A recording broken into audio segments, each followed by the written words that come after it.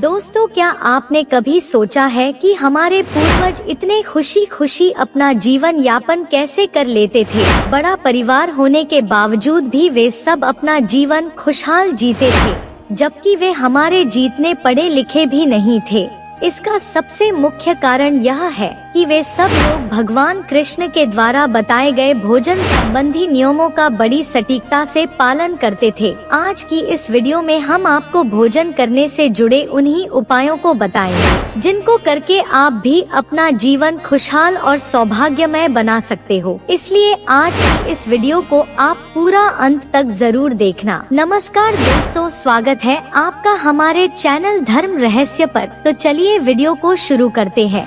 दोस्तों, क्या पति और पत्नी को एक साथ बैठकर भोजन करना चाहिए? यदि कोई पति और पत्नी एक साथ भोजन करते हैं तो उनके वैवाहिक जीवन पर क्या असर पड़ता है? क्या मनुष्य को दूसरों का झूठा भोजन ग्रहण करना चाहिए? इस विषय में भगवान श्री कृष्ण ने बहुत महत्वपूर्ण बातें कही है, जो प्रत्येक मनुष्य को अवश्य जान लेनी चाहिए, ताकि उसे कभी अकाल मृत्यु तथा दुख दरिद्रता का सामना न करना पड़े। दोस्तों, इस संसार के प्रत्येक प्राणी, चाहे वह मनुष्य हो या अन्य कोई प्राणी, उसको अन्न की आवश्यकता होती है। अन्न से ही उसे ऊर्जा प्राप्त होती है। हर पशु के लिए अलग अलग प्रकार के अन्न की आवश्यकता होती है। पशु भी अन्न ग्रहण करते समय ईश्वर के बनाए नियमों का पालन ही करते हैं। इसी प्रकार से मनुष्यों के लिए भी भोजन के कई महत्वपूर्ण नियम बनाए गए हैं। यदि इन नियमों का पालन किया जाए तो मनुष्य को ईश्वर की कृपा प्राप्त होती है। दोस्तों, हमारे शास्त्रों में भोजन करने की दिशा, भोजन के प्रकार, भोजन करने का सही समय, इन विषयों में महत्वपूर्ण नियम बताए गए हैं। दोस्तों, भगवान श्री कृष्ण ने भागवत गीता में मनुष्य को भोजन करने संबंधी बहुत ही महत्वपूर्ण उपदेश दिया है। यह उपदेश मनुष्य की उन्नति करने वाला, दीर्घायु दिलाने वाला तथा सभी प्रकार के रोगों से मुक्ति रखने वाला है। जिस शरीर को भगवान ने प्रदान किया है, उन्होंने ही इस शरीर को शुद्ध और स्वस्थ रखने के उपाय भी बताए हैं। जो मनुष्य भगवान श्री कृष्ण द्वारा बताए गए इन नियमों का पालन करता है, उसका शरीर सदैव शुद्ध,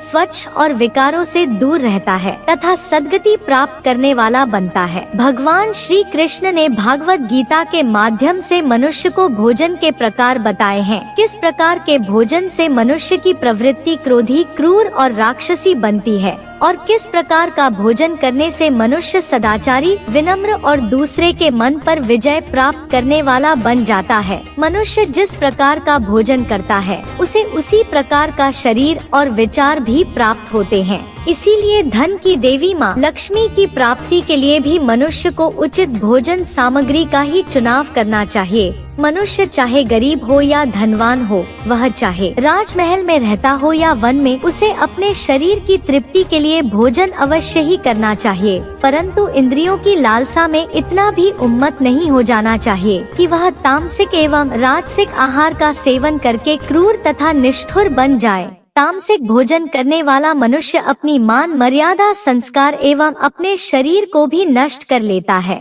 और दुष्कर्म का मार्ग पकड़ लेता है। राजसिक भोजन करने वाला व्यक्ति क्रोधी, आलसी तथा हिंसक बन जाता है। किंतु जो मनुष्य ईश्वर का नाम लेकर सात्विक भोजन का आहार लेता है, उसका मन पवित्र और सुंदर हो जाता है। ऐसे शरीर में भगवान सदैव ही निवास करते हैं और ऐसा मनुष्य अपना जीवन स्वर्ग बना लेता है। दोस्तों, वास्तु शास्त्र में बताया गया है कि मनुष्य को किस दिशा में बैठकर भोजन करना चाहिए और भोजन करते समय उसका मुख कौन सी दिशा में होना चाहिए। भोजन शुरू करने से पहले मनुष्य को कौन सा मंत्र बोलना चाहिए और भोजन हो जाने के पश्चात उसे क्या करना चाहिए, ऐसी कई महत्वपूर्ण बातें बताई गई है। आज के इस वीडियो में हम आपको इन्हीं विषयों पर जानकारी देने वाले हैं।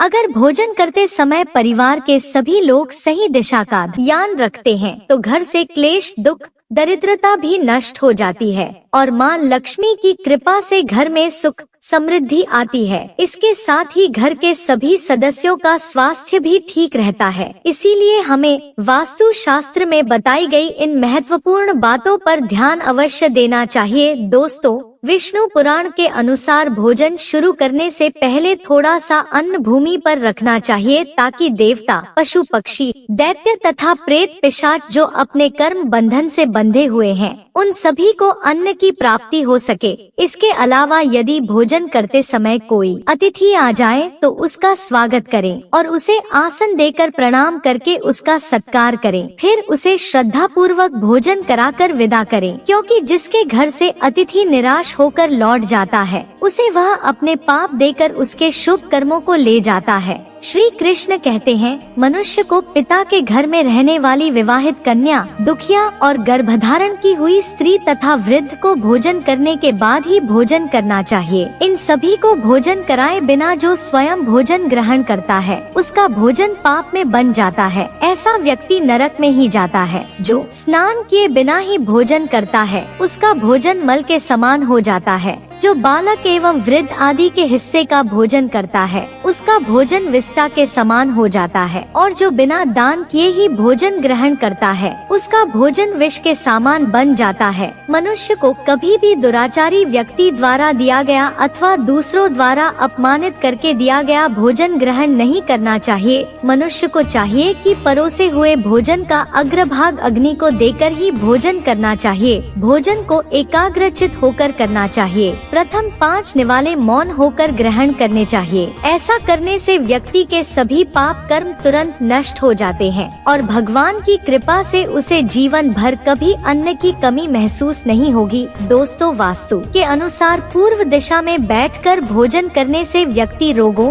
और मानसिक तनाव से मुक्त हो जाता है। बीमार बुजुर्गों को पूर्व की ओर मुख करके भोजन अवश्य करना चाहिए। इससे उनके स्वास्थ्य में सुधार होता है, क्योंकि पूर्व दिशा उगते हुए सूर्य की दिशा है और सूर्य देव आरोग्य तथा दीर्घायु प्रदान करते हैं। अगर कोई व्यक्ति व्यवसाय में तरक्की चाहता है अथवा नौकरी की तलाश में है तो वह उत्तर दिशा की ओर मुंह करके भोजन करे। उत्तर दिशा माँ सरस्वती की दिशा है। इससे उस व्यक्ति को कार्यों में सफलता प्राप्त होती है। यान रहे दक्षिण दिशा की ओर मुख करके भोजन न करें, क्योंकि यह पितरों की दिशा है और इस दिशा में भोजन करने से हमारे बने हुए कार्य बिगड़ने लगते हैं। इसके अलावा वास्तु शास्त्र के अनुसार टूटे फूटे बर्तनों में भी भोजन नहीं करना चाहिए। यह दुर्भाग्य को निमंत्रण देता है। भोजन हमेशा स्वच्छ थाली में ही करना चाहिए। गंदी थाली में भोजन करने से मनुष्य के जीवन में दुर्भाग्य आता है। एकादशी के दिन तामसिक अन्न का सेवन न करें। शास्त्रों के अनुसार जो मनुष्य एकादशी के दिन तामसिक अन्न अर्थात मांस का सेवन करता है, लक्ष्मी छोड़कर चली जाती है। इसके साथ ही भोजन का अपव्यय करना शास्त्रों में अनर्थ माना गया है। इसीलिए थाली में जितना आवश्यक हो उतना ही भोजन ले। अगर कोई व्यक्ति साथ में भोजन कर रहा हो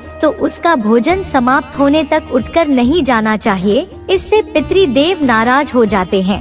भोजन के बाद थाली में हाथ धोना अनुचित माना गया है। थाली में हाथ धोने से अन्न का अपमान होता है। भोजन के बाद थाली में हाथ धोने वाले लोग नीच योनि में जन्म लेते हैं। सबसे महत्वपूर्ण बात ध्यान रहे कि व्यक्ति को बिस्तर पर बैठकर कतई भोजन नहीं करना चाहिए। ऐसा करने से व्यक्ति कई प्रकार के रोगों से ग्रसित हो सकता है। भोजन केवल जमीन पर आसन बिछाकर उस पर बैठकर ही करना चाहिए। भोजन करते समय दिशाओं का ध्यान रखना बहुत ही आवश्यक होता है। गलत दिशा में बैठकर अथवा गलत दिशा में मुख करके भोजन करने से व्यक्ति को उसके हानिकारक परिणाम प्राप्त होते हैं। भगवान श्री कृष्ण कहते हैं, जिस भोजन के ऊपर से कोई पैर रखकर चला गया हो अथवा कोई व्यक्ति भोजन को लांघकर चला गया हो तो ऐसे भोजन को कभी खाना नहीं चाहिए। ऐसा भोजन अशुद्ध हो जाता है। ऐसे भोजन को पशुओं को खिला देना चाहिए। दूसरों के द्वारा लांघा गया भोजन खाने से मनुष्य की आयु कम हो जाती है और उसके शरीर में भिन्न भिन्न प्रकार के रोग उत्पन्न होते हैं। गरुड़ पुराण के अनुसार यदि भोजन में बाल निकल आता है तो ऐसा भोजन दूषित हो जाता है और यदि भोजन में बाल निकलता है तो उसे ईश्वर को कभी प्रसाद के रूप में नहीं चढ़ाना चाहिए और न ही स्वयं खाना चाहिए। ऐसा भोजन प्रेतों को प्राप्त हो जाता है। श्री कृष्ण कहते हैं कि मनुष्य को दूसरों के लिए परोसा हुआ भोजन भी नहीं खाना चाहिए। जो मनुष्य दूसरों के भोजन को खाता है अथवा किसी को बिना दिए ही स्वयं उस अन्न का उपभोग करता है तो उससे देवी अन्नपूर्णा रुष्ट हो जाती है। भोजन सभी में बांटकर खाना चाहिए। दूसरों के हिस्से का भोजन करने से मनुष्य के पुण्य कर्म नष्ट हो जाते हैं। पवित्र आसन पर बैठकर अपने पैरों को भूमि पर रखकर पूर्व की ओर मुख करके अन्न ग्रहण करना ही सर्वोत्तम माना गया है। पूर्व विमुख होकर भोजन करने से यश की प्राप्ति होती है। इसके साथ ही हमें दोनों हाथ, दोनों पैर तथा मुख को पानी से धोकर ही भोजन करना चाहिए। भोजन के पात्र को भूमि पर रखकर अन्न ग्रहण करना ही सर्वश्रेष्ठ माना गया है। शास्त्रों में इस प्रकार के भोजन को उपवास के समान बताया गया है। मनुष्य को क्रोध रहित होकर भोजन करना चाहिए। क्रोध की अवस्था में भोजन करने से भोजन का अपमान होता है और कई व्याधि उत्पन्न होती है। यदि चित कहीं और हो तब भी भोजन नहीं करना चाहिए और गुस्से से भरे मन से भी भोजन करना अशुभ होता है। जो मनुष्य जूते पहनकर भोजन करता है तो इस प्रकार के भोजन को आसुरी भोजन कहा गया है। ठीक मध्य रात्रि होने पर भी भोजन करना अशुभ माना गया है। यदि पेट खराब हो तब भी भोजन नहीं करना चाहिए। गीले वस्त्र पहनकर भी भोजन करना अशुभ होता है। शास्त्रों के अनुसार स्त्री को पति के भोजन के बाद ही भोजन कर लेना चाहिए। यदि पति घर से दूर हो तो पति को ध्यान करके भोजन ग्रहण करना चाहिए।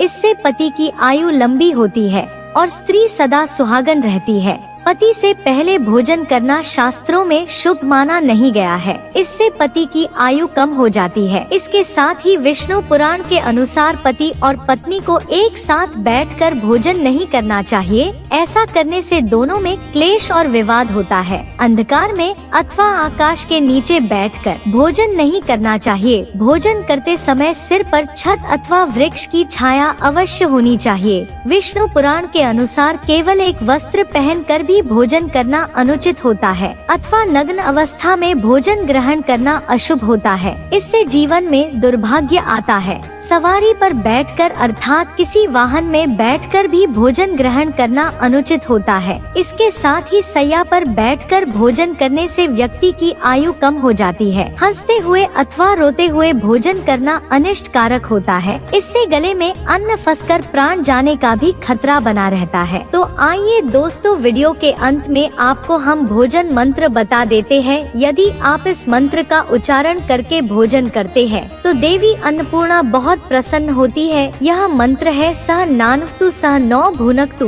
तो दोस्तों, आज की इस वीडियो बस इतना ही। उम्मीद है आपको यह जानकारी अच्छी लगी होगी। दोस्तों, वीडियो को लाइक जरूर करें और कमेंट में जय श्री कृष्णा अवश्य लिखें। साथ ही चैनल को सब्सक्राइब करना न भूलें। आप सभी का धन्यवाद। हर हर महादेव।